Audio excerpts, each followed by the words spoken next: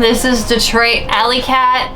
Welcome back to my channel. Today is True Crime Tuesday, and I am excited to see if we actually get this up on Tuesday. So let us see. It's kind of a race. I have a pretty interesting case. I know I always say that, but this one is very unique. It's not a case that happened in modern times. Actually, it occurred in the 1800s.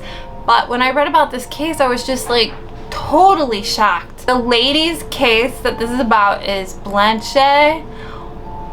I feel like it's Blanche. I feel like it's Blanche. The lady's name that the case is about is Blanche Monnier, and she is from France. And the activities or the actions that were done against her are just shocking and horrendous, and it really, I just think you guys will want to hear about it. So without further ado, let's get spooky. Okay, so let's talk about this case, because I was up one night, I was deep diving, and I came upon it, and I could not believe what I was reading. It was crazy. So I'm just gonna get right into it. There was a socialite, and her name was Blanche Monnier, and I really want to say that it's probably pronounced another way. I know I always do this, but like I'm not good with, like, you know, other languages. I'm just not. So if I'm pronouncing it wrong, I apologize. I do it every single time, but you know, it is what it is. Blanche was a socialite, and she was actually very, very beautiful. Like, I'll put some pictures up for you. I'm sure you're looking at her right now. I mean, she looked like she could have been like a movie star, and she was just the talk of the town. Everybody loved Blanche. From all over the area, there were tons of suitors that wanted to marry Blanche. And Blanche's mother was looking for the richest and wealthiest man to marry her daughter, and she was excited. But what happened is Blanche ended up falling in love with an attorney. And Blanche's mother was upset by this. She could not understand why she wanted to marry an attorney. She said that no daughter of hers would marry a penniless attorney. Now, this is strange to me, because being an attorney doesn't necessarily mean that you're penniless. I understand that, you know, you have to work on commissions and all that kind of thing, but for the most part, attorneys make pretty good money. It takes a little bit of time to be well established, but I just thought that was strange. Apparently, Blanche's mother wanted her to marry a billionaire or some kind of dynasty. I don't know. But she gave Blanche an ultimatum. She basically said, you marry this man or I will never let you out of this house again. And Blanche like stood her ground and was like, no, I am marrying this man. I love him. And it was said that Blanche was very strong-willed. She kind of was like aggressive, but also a lot of people said that that was just her being a normal teenager, and that's what the talk of the town was. I mean, most teenage girls, especially attractive ones, they're gonna have a little bit of attitude, you know?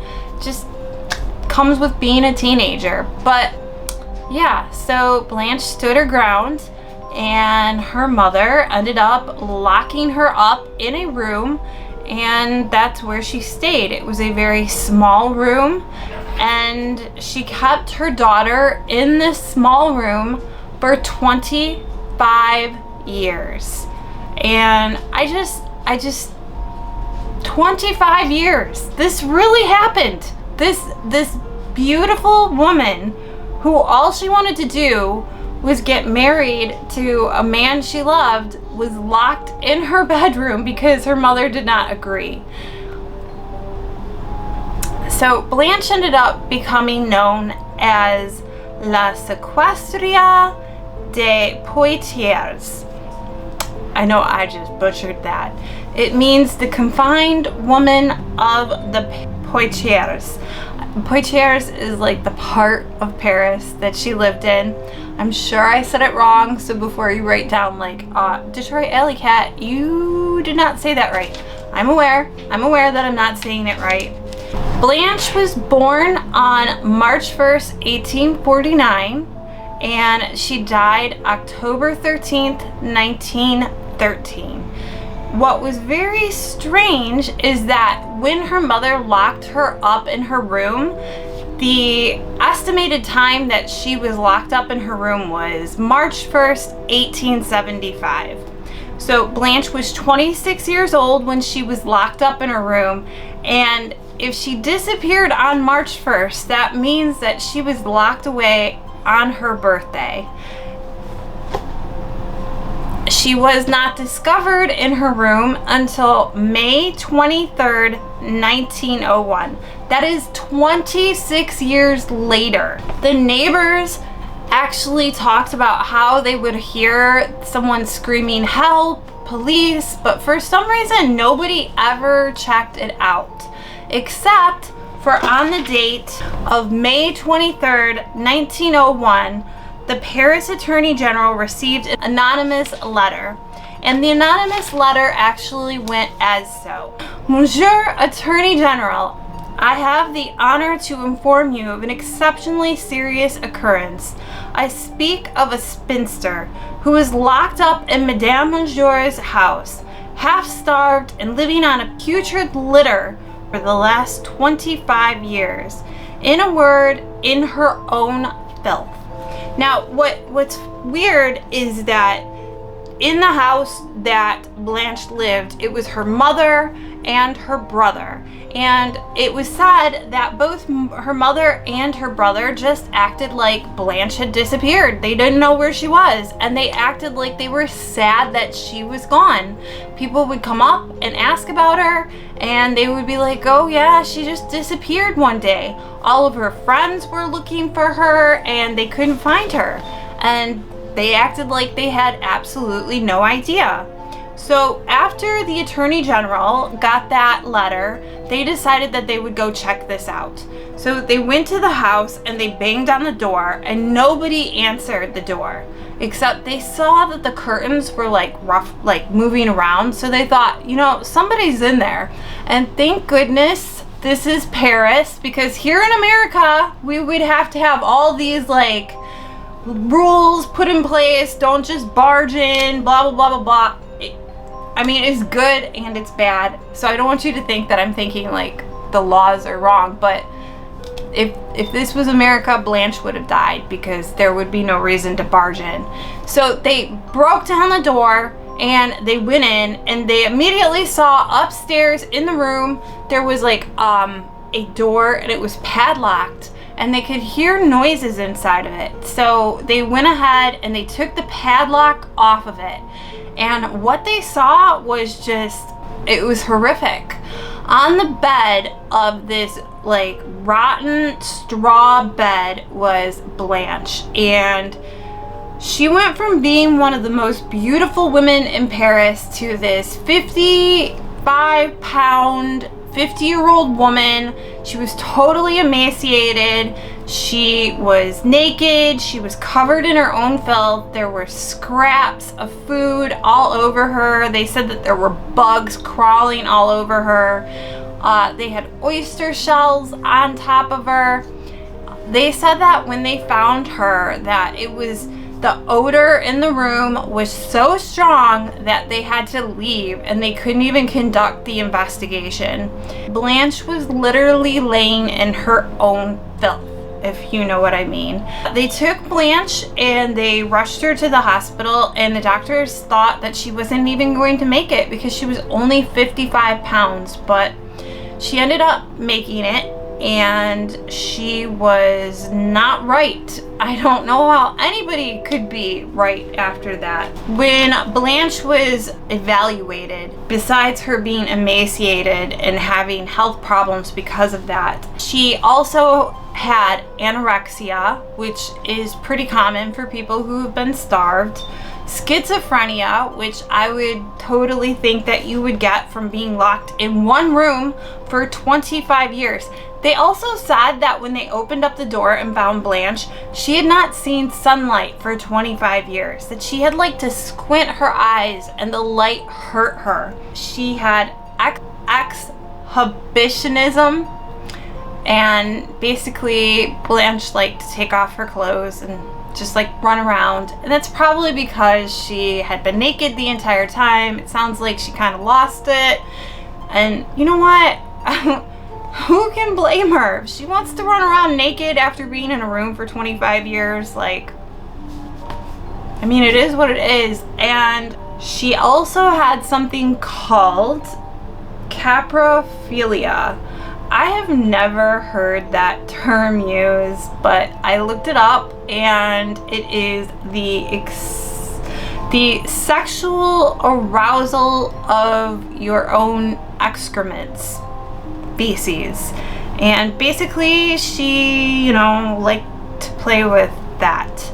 And I can only assume that just happened from her like hallucinating, being delusional, being alone.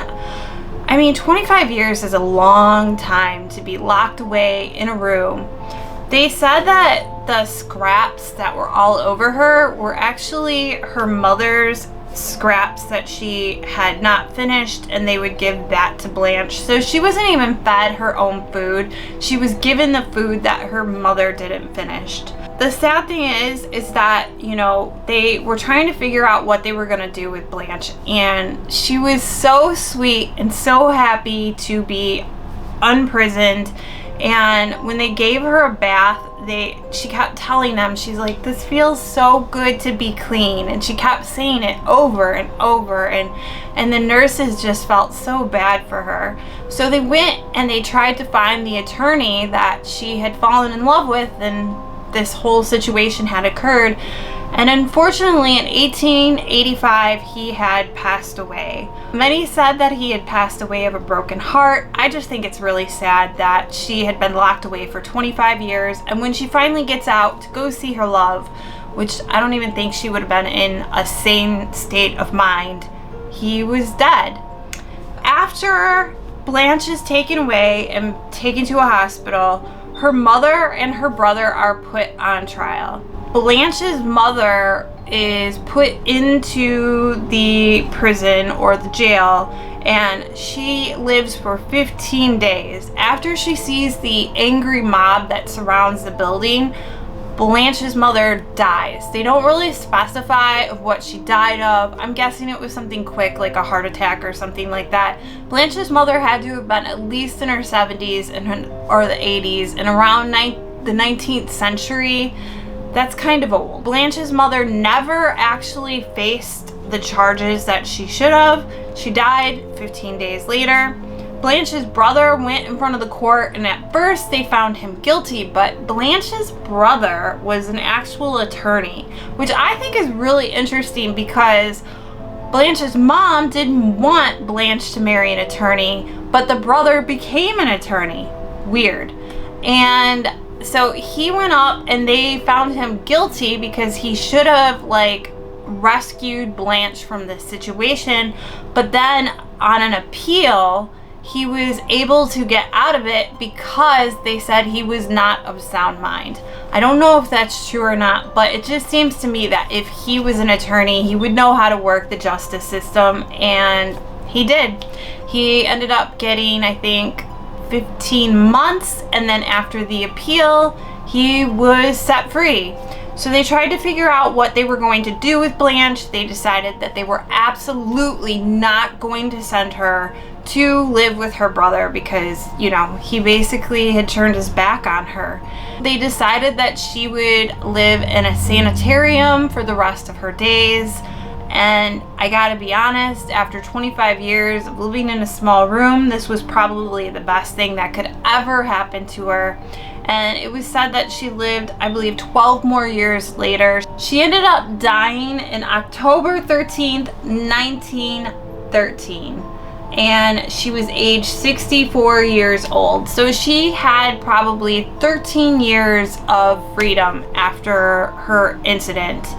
This case really just like touched my heart because I saw these pictures of Blanche before she was imprisoned, and I thought, you know, we all talk about what it is to be like pushed down or controlled and all these things, and this is so horrendous, and how far we've come with women's rights. And I mean, this is obviously a case of just straight up abuse, and my heart breaks for her because she was robbed of her entire life, and it sounds like she completely lost her mind. And I just thought that her story should be told because she deserves people to know her name.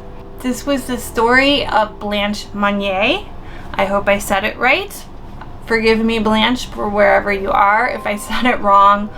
I hope her last 13 years on this planet being free, people treated her nice. It's just a really sad story. Impressive that she faced imprisonment for 25 years to be with the man that she loved. And hopefully maybe in the spirit world they're reunited together. At least that's like the romantic side of me. Anyway, I hope you enjoyed my story. It's not a typical one that I usually do, but I thought it was very worth talking about, and I just wanted to tell you about it. So thank you so much for watching. Please think about subscribing, leaving a comment, leaving me a like. Tell me what you think. Do you think I suck? Do you think I'm awesome? I'm always curious to find out. And as always, everybody, stay spooky and stay safe. Bye.